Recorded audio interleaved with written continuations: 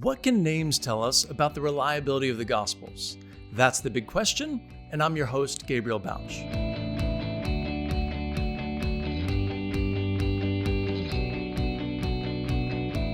Suppose you wanted to write a fictional story about a Jewish religious sect living in South America during the 1980s.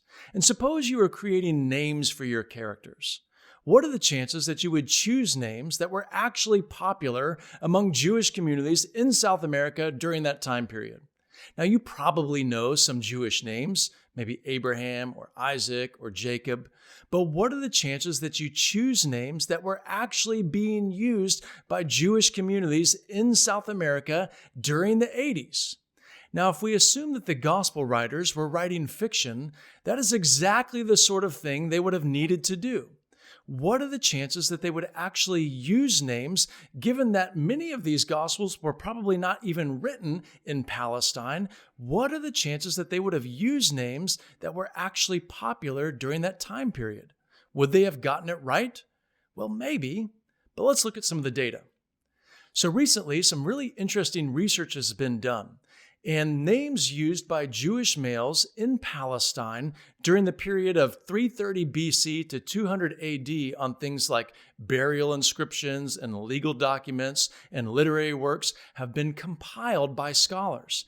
And so we now know the most popular names for both men and women in Palestine among Jews during that time period. Let's take a look at the list. For men, we find the 12 most popular names are these: Simon, Joseph, Lazarus, Judas, John, Jesus, Ananias, Jonathan, Matthew, Manaen, James, and Annas. Now, among the women, we find these names: Mary, Salome, Shalamzion, Martha, Joanna, Sapphire, Berenice, Emma, Mara, Cyprus, Sarah, and Alexandra. Now, the first thing I want to point out is that we know that the names that were most popular for Jewish men and women in Palestine during this time period were not exactly the same as the list of names that were most popular for Jews in other places around the Greco-Roman Empire. For example, scholars have compiled the names of Jewish men on inscriptions in Greco-Roman Egypt, and here's what we find about the most popular names. The most popular were these: Eleazar, Sabbateus, Joseph, Dositheus, Pappus, Ptolemaeus, and Samuel. Now, it's interesting to note that a couple of these names are popular on both lists. For example, Eleazar is number 1 in Egypt and number 3 in Palestine, and Joseph is number 3 in Egypt and number 2 in Palestine. But after that, these lists diverge significantly. I mean, the second most popular name in Egypt for Jewish men was Sabbateus. Well, that was 68th most popular in Palestine. Pappus, for example, was tied for the 4th most popular in Egypt, but it was the 39th most popular in Palestine. And that means that if a gospel writer was writing outside of Palestine, and again, we think many, if not all of the gospels were written outside of Palestine, they were probably in Jewish communities that were using names in differing frequencies from what were used for Jewish men and women in Palestine. And so if they were inventing their stories and creating fictional characters and fictional accounts, doesn't it seem more likely that they would choose names that were popular in the Jewish communities they were in rather than the Jewish community in Palestine? Well, let's see what we discover about the use of names in the Gospels and Acts. What we find is actually quite striking. Among Palestinian Jews generally, 15.6% of the men had 2 of the most popular names. In other words, there were a lot of little Simons and Josephs running around every year.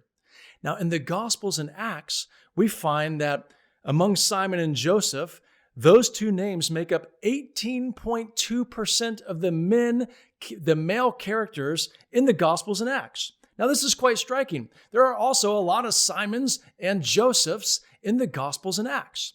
Now, if we expand this a little bit and look at the 9 most popular names, we find that 41.5% of Palestinian Jews shared one of the 9 most popular names. And in the Gospels and Acts, that percentage is 40.3%. I mean, this is almost right on the money. The distribution of names that we find among the Gospels and Acts is precisely what we know was the distribution of names among Jews in Palestine more generally in that time period. Now again, if the Gospel writers were just making up characters and making up accounts, it seems to me extremely unlikely that the distribution of names would be so similar. Now among the women, we see a similar trend, but the numbers do differ a little bit more.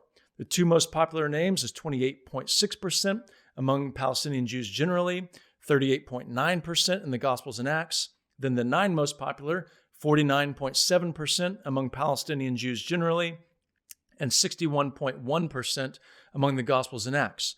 Now again, we see a very similar trend, but we need to recognize that the pool of data for women's names is much smaller than the pool of data for male names. And so it's not quite as surprising if these numbers differ a little bit more. Now, I also want to ask the question, if you are going to invent characters to be in your story, are you going to continue to use names that were already the names of significant characters? I mean, if you've already got a significant individual named Simon or Joseph or John or Judas, and then you introduce other characters and you're giving them names, are you just going to give them the same names to create confusion? And that leads us to another very interesting phenomenon. And this is the idea of disambiguation. Because so many people shared the same name, there needed to be a way to disambiguate one Simon from another Simon. I mean, just like in the United States during the 80s and 90s, so many boys were named Michael. If you talked about a Michael, you needed to be a little bit more specific. Michael who? Michael Smith? Michael Jones? Which Mike are we talking about here? Well, the same thing had to happen in the ancient world in Palestine. And so when we look at the names that are used in the Gospels and Acts, what we find is that some names are given further specification to make it clear who is being talked about, and some names are not further disambiguated. For example, we often see Jesus not just called Jesus, but called Jesus of Nazareth. When blind Bartimaeus is begging on the roadside and a large commotion is coming by and he asks, "What's going on?" the crowd tells him, "It's Jesus of Nazareth." Now they say Jesus of Nazareth because if they would have just said Jesus, it might not have been very clear. There were a lot of Jesuses around in that day. If we look at the names of the 12 apostles, we also find that some names are further clarified or further disambiguated and some are not. Now, there were a lot of ways to do this in the ancient world. You could talk about a person's father or the place they were from or their profession or maybe a distinguishing characteristic or a nickname. So let's look at the list of names that we find for the apostles in the Gospel of Matthew. These are the names of the 12 apostles. First, Simon, who is called Peter, and his brother Andrew. James, son of Zebedee, and his brother John. Philip and Bartholomew. Thomas and Matthew the tax collector, James son of Alphaeus and Thaddeus, Simon the Zealot, and Judas Iscariot who betrayed him. Now, which names in this list have some sort of disambiguation? Well, firstly, we see both Simons are disambiguated. We've got Simon Peter, he was given a nickname, and Simon the Zealot, also a nickname. And that makes sense. Simon was the most popular name in that time period, so it's not surprising that they were further specified. Now we see James, son of Zebedee, and James, son of Alphaeus. Again, these men are given a way to disambiguate them from other Jameses because James was the 11th most popular name. Then we see John. He had the 5th most popular name. He was disambiguated also by having the father Zebedee and the brother of James. Then we see Matthew. Matthew had the 9th most popular name, and he was identified as Matthew the tax collector. And then Judas. Judas was Judas Iscariot. Judas was the 4th most popular name, and that was necessary to give him a further identification, Iscariot, because there would have been a lot of Judases about. Now, what names are left? Well, we see Thaddeus. Thaddeus was the 39th most popular name. It wasn't disambiguated in any way, and it didn't need to be. Bartholomew, which ranked 50th. Philip, which ranked 61st. And Thomas, which only has 2 other known uses during that time period in that place. Now, none of those individuals are disambiguated because they probably didn't need to be. The only name left is Andrew. Now, Andrew is indirectly disambiguated because he was the brother of Simon Peter, but he's not independently given a nickname or something because, again, he wouldn't have needed to be further clarified because there were very few Andrews in that place during that time period. Now, once again, this is quite striking. We find that among the apostles, precisely those individuals who would have needed to be disambiguated because of their names are, and those who would not have needed to be are not. Now, if the gospel writers were just writing fiction, if they were inventing characters, if these events were not really taking place, then would we have found precisely the names appearing in this sort of frequency and being disambiguated exactly when they needed to be? This seems unlikely. And so when we see the way that names appear in the Gospels and Acts, we discover that this would have been almost impossible for this to just be contrived in some way. It is far more likely that what we're seeing here are real individuals who are participating in real events.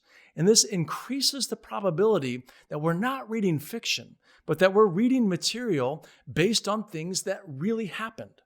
Now, we're going to dig even further down in the next video. But if you found this video helpful, will you take a moment to leave a comment or like or subscribe? And I can't wait to see you in the next video.